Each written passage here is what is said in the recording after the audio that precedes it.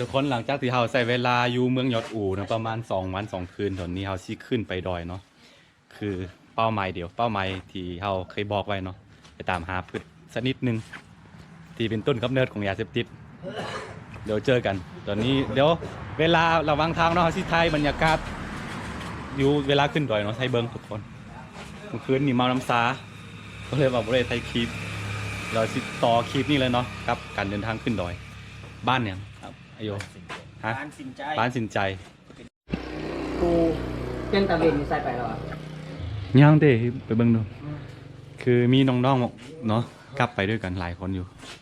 เขามาเฮียนอยู่เมืองพอดี10 ปีใหม่ละเลยว่ากลับไปกินไปลิ้นบุญปีใหม่อยู่ละอยู่บ้านอยู่ดอยแล้วเจอกันกับกันเดินทางสู่เล้าเหนือให้บอกเป็นของเงือกว่าของเล่เงือกลืมใส่เบิ้งไม่ไรไม่ใส่ไปตรงนี้ใส่ทั้งหลังไอ้เข้าอยู่วะเข้าอยู่เปิดการเด้อถ้ารถจับปกตินี่เปิดขึ้นก่อน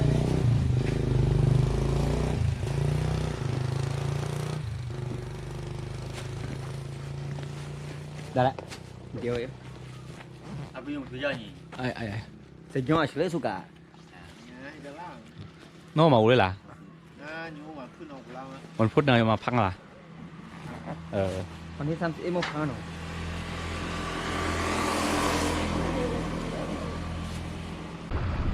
คือลืมบอกว่าอยู่วันเมืองยศอูนี่ฝนตกตลอดเนาะ3 มื้อ 4 มื้อแหละฝนตกมาตลอดก็เรียกว่าอากาศเปลี่ยนแล้วก็หน้ามันจะบูดไปหน่อยนึงเนาะโอเคเดี๋ยวพบกันเนาะเวลาขึ้นดอยไปสุดท้ายบรรยากาศของทางให้เบิ่งเลย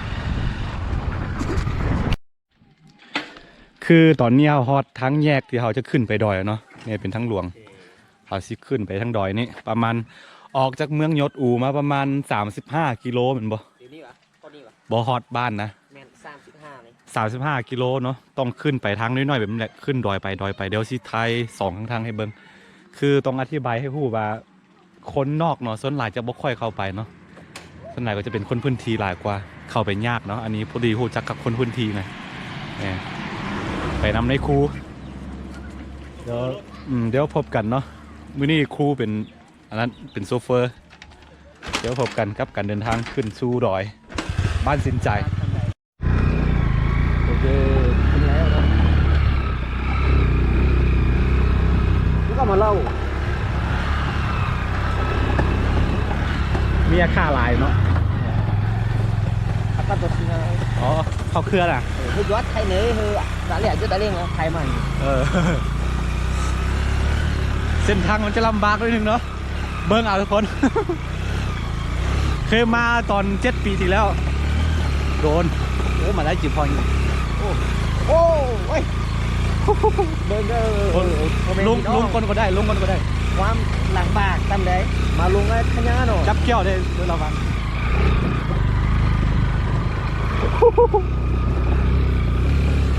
35 กิโลพี่น้องเฮ้ยเดี๋ยวพบกันเนาะที่ต่ำยาวๆไป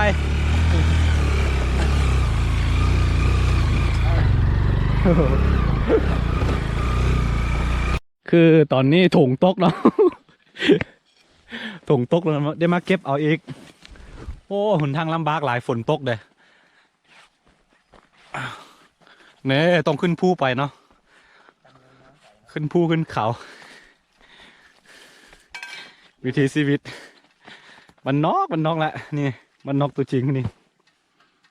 อันนี้เป็นครูอยู่มันนอก เป็นบ้านเขาเองจบแล้วไปสอนอยู่พุ่นแจ้งบ่เซลฟี่กำลังเซลฟี่อยู่โอเคอันนี้ก็กล้องไม้ได้เนาะได้ละโอเคมัดอีกไหม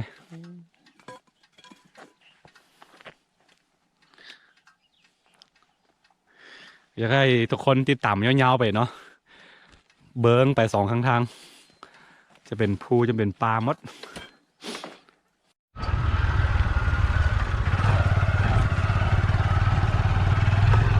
ดูใจวิจิโอที่จะมั่งมาชัยนาะนู้ไทยมั้งไทยไงโอ้ภูมิน้อยพี่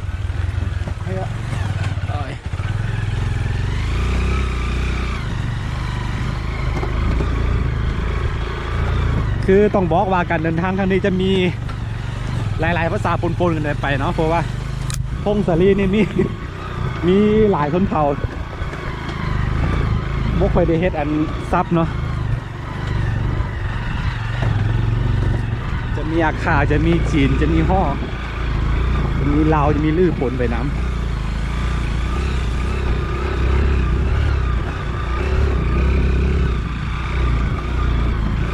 ดอกหญ้าบอกครับช่วงนี้เนาะฤดูหนาวแบบนี้นกมันดูดอันเกสรนั่นจะได้ตอนน้อยๆนะมันเอาอันอย่างที่ติ๊กไปยิงนกโอ้โห คนงานเลย ยุ่ง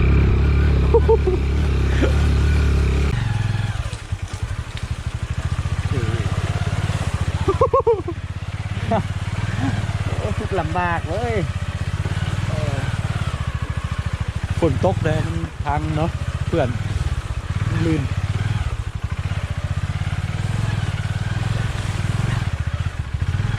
ขั้นรถตัวน้อยๆมาบ่ได้ยากนิดนึงเนาะ อีแจ้งมันยังมาได้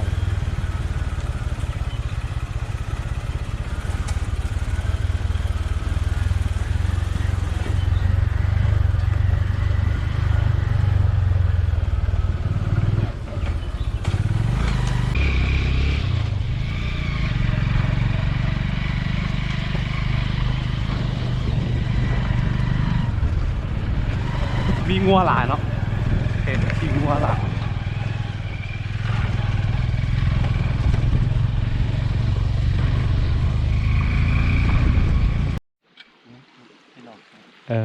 ไปค่ากิน ซื้อไปอยุบบ้านวะอ๋อ ไปกินเกียง ซื้อมาแต่เมืองมันบ่ ปกติคนเมืองไปซื้อดอยบ่เป็นเนาะคือเขาสิซื้อหมูนี่ไปกินเจียงบนปีใหม่อาคารนี่แหละนี่2 ตัวคือโดยปกติทั่วไปแล้วคนเมืองจะไปซื้ออยู่ดอยมาอันนี้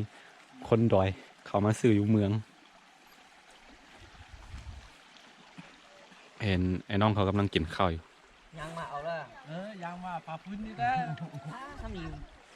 มาแต่ว่าเฮ้ มันนอนดีแล้วนอนได้ป่ะนอนดีนะบอกว่าใครเรา ใครเข้าพื้น เดี๋ยวโอเค ตั้งแต่นี้พี่ขึ้นไปเป็นดอยมัดมันบ่ขึ้นเนาะ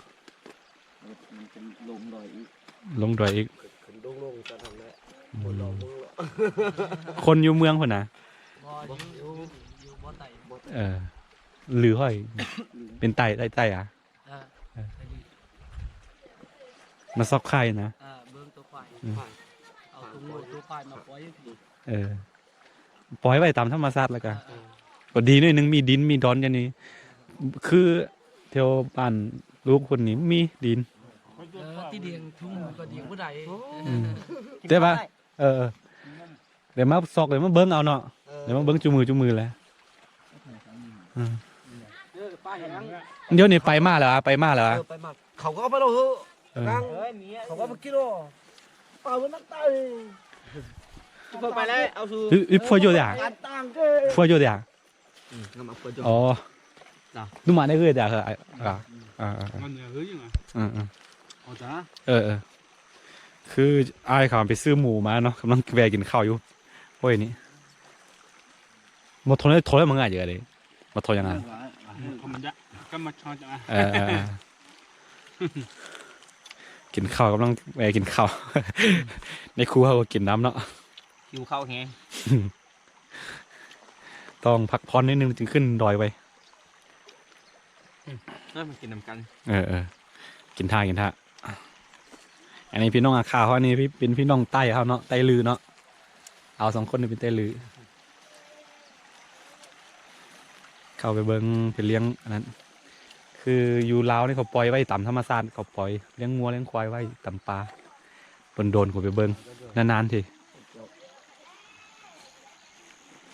เดี๋ยวเจอกันกับการเดินทาง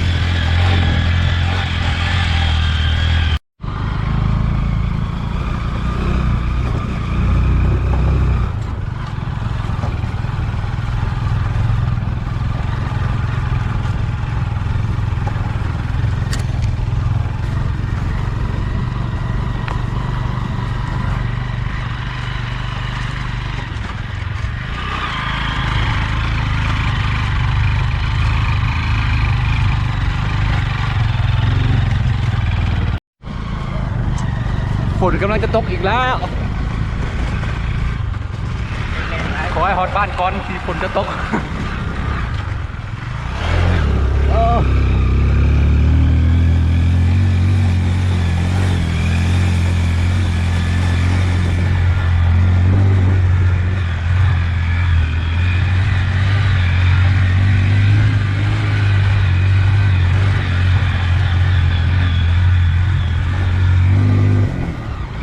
เมืองพงสาเลเมืองภูเมืองผาเนาะเมืองแห่งทะเลหมอกสปปลาวโอ้ยสุดยอดเลยตาม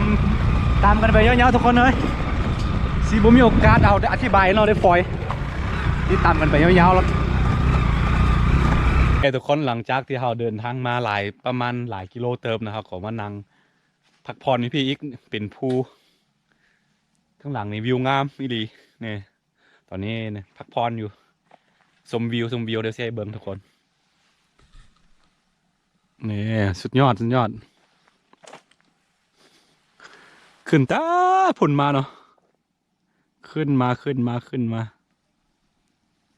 พงสาลีนี่ประมาณ 80% เป็นภูเนาะ เมืองได้ซื้อว่าเมืองแห่งทะเลหมอกของสปปลาวสุดยอดบรรยากาศดีฝนใกล้จะตกละไปเดินทางต่อนะ โอเค เลย เดี๋ยวเจอกัน เจอกันอีกเนาะ การเดินทางติดตามยาวๆไปให้ในครูเป็นซูเฟอร์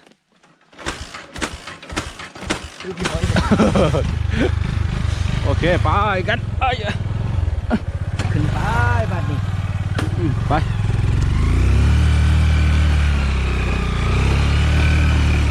โอ้วีเลยไงนี่เลยนะ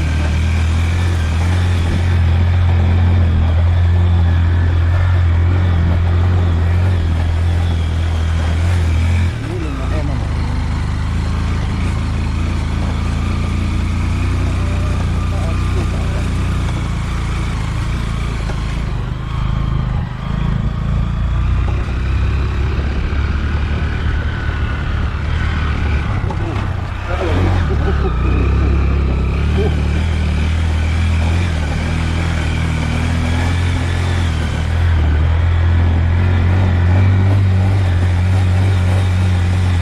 มันรถของรถบ่ายก็ยัง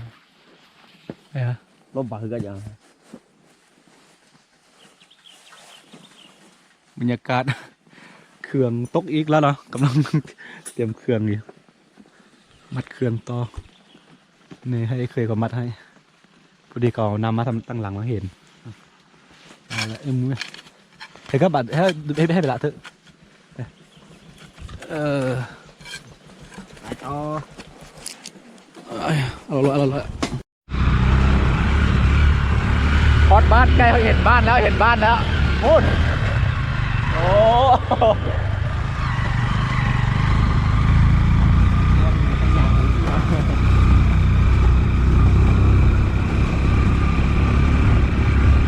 หลังจากใส่เวลาเดินทางมาประมาณ35 กิโลเนาะ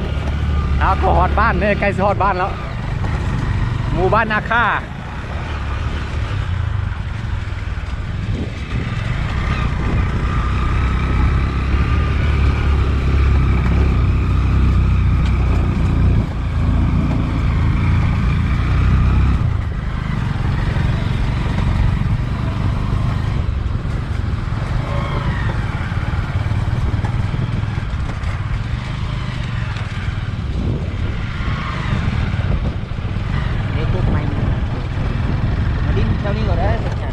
มีสัญญาณไหมพี่ แม่นอยู่นี่แหละมีสัญญาณ คือต้องบอกมาอยู่บ้านมันบ่มีสัญญาณเนาะคันชิลงคลิปมันยังต้องลงมาพี่ จึงมีสัญญาณ ประมาณนึงละกว่านะ ประมาณ1 กิโลกว่า มีอยู่แต่มันกดสัญญาณจะออนเนาะมันซ่ามาก ขนาดนี้เหรออาชีพเปิดใจอยู่เหมือนกันเลยก็ที่มาอันนี้นี่ ๆ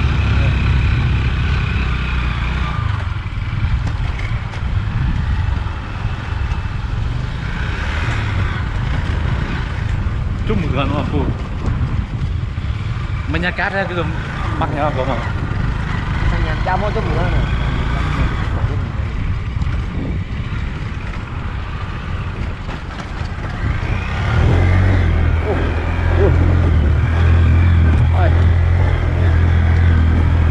ระวังโศกขาด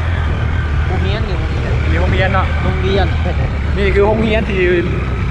น้องเขาสอนอยู่ นี่แหละบ้านผมร้านที่ผมปะ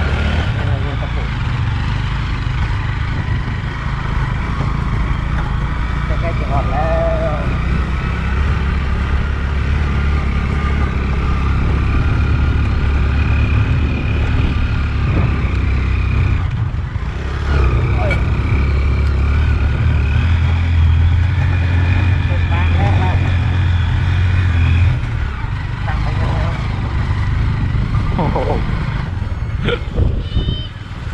โอ้ยมีเด็กน้อยหลาย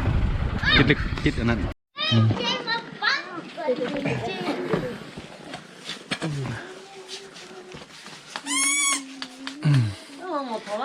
เนี่ยเดินทางก็35 กิโลในที่สุดก็มาถึงเนาะหมู่บ้านนาคาบ้านสินใจใช่บอกอันนี้บ้านสินใจ เมืองยอดอู่แขวงมุงสาลีไอ้แย่อันนี้เลยเอาตามกันเนาะอันนี้พอของน้องทรายคือจำบ่ได้คือว่า มาเมื่อ7 ปีก่อนเนาะ เขาบอกไว้อ่ะ เปลี่ยนไปหมด ทุ่งเจ้าอ่ะในเสาคูอ่ะในเสาคู ฮะ เสาคู เสาคู่อ่ะตอนนี้เขาชื่อเข้าไปพักพร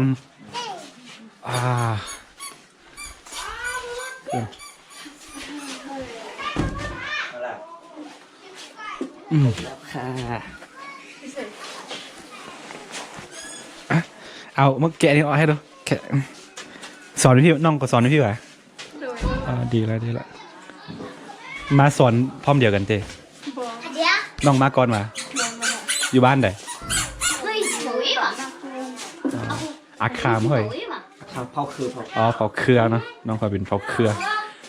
เป็นเผาหนึ่งเนาะอยู่ในสปปลาวจัดในหมวดภาษาจีนทิเบต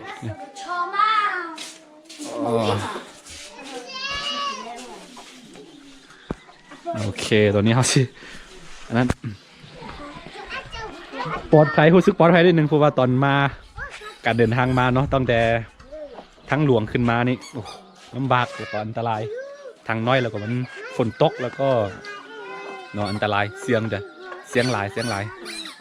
โชคดีมาหอดบ้านแล้วเดี๋ยวพบกันอีกนะจะสิไทยหลังบ้านให้เบิ้งคือตอนนี้เราหลังจากมาหอดเฮือนแล้วเนาะเราก็ขึ้นไปเทิงบ้านที่ไทยวิวให้เบิ้งเคยมาพี่เคยให้รูปพี่เนาะเมื่อประมาณ7 ปีก่อนเดี๋ยวเสี่ยวขึ้นให้เบิ้งแล้วมาเทียบกับตอนนี้มันเปลี่ยนไปทำใด7 ปีจนจำบ่ได้เนาะเป็นบ้านของเพื่อนอันนี้เป็นน้องชายของเพื่อนเนาะพูดจักกันได้ประมาณ7 ปีแล้วเนาะ 7 ปีไปแล้ว ตอนนี้มันหายหัวไปใส่บุบ่เห็นอยู่บ้านพอดีก็ไปทำงานอยู่เวียงจันทน์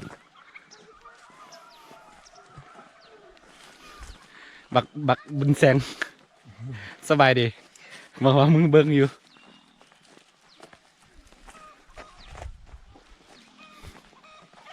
เดี๋ยวสิขึ้นไปเทิงนั้นถ่ายลงมาตอนนี้เราอยู่ที่จุดสูงสุดของบ้านเนาะเห็นหมดเห็นน้อยเดียวนึงมันอยู่เจนั้นเด้ เดี๋ยวจีไปทำพุ่น เห็นหมดบ้านเลยอยู่ดีมีบ้านนึงเป็นบ้านน้อยๆ พูดเห็นบ่เห็นนั่นดอกสกุระเนาะสกุระปลาหรือว่าม ะไข่ปลาดอกมะไข่ปลา ภาษาลาวก็เรียกว่ามะไข่ปลาเนาะ แต่ว่าเป็นดอกซากุระปานแหละ สวยงามอีหลีเดี๋ยวมืออื่นสิพาไปถ่ายให้เบิ่งเนาะมันจะมีช่วงหน้าหนาวแบบนี้จะมีนกมาตอมเกสรกินนะเนาะ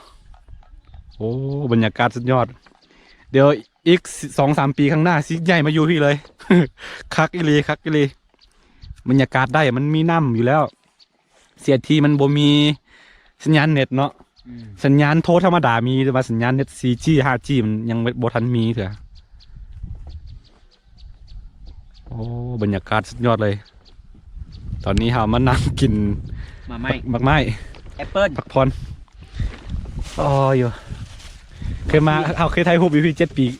ตอน7 ปีเนาะ7 ปีแล้วเนาะตอนไอเฮียนม ตะกี้ มหก เป็นเดี๋ยวนี้ ตะกี้ต้นไม้มันยังลายสมัยนั้นบ่มีกล้อง มีโทรศัพท์รุ่น รุ่นอย่างว่า รุ่นซัมซุง โนเกียอาซาดังสุด ในราคา500,000 กีบ โนเกียอาซาซุนเป็นอย่างว่าแล้วนะสมัยนั้นดังโอ้โบสังพลานาโคตรงามเลย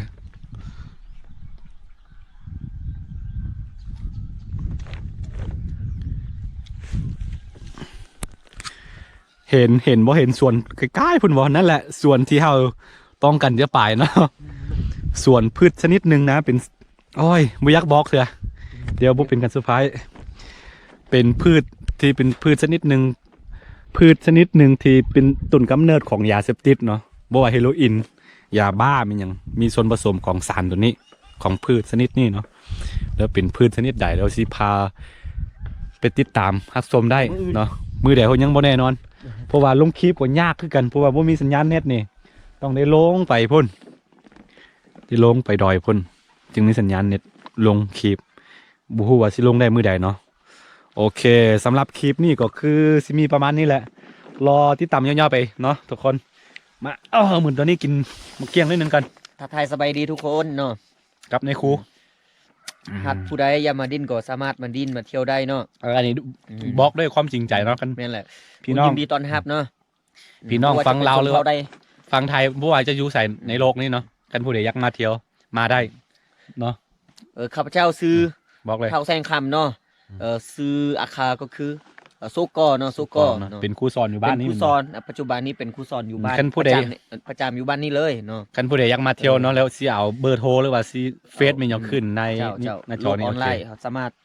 ทักทายได้คือกันเนาะ โอเคแล้วพบกันคลิปต่อไป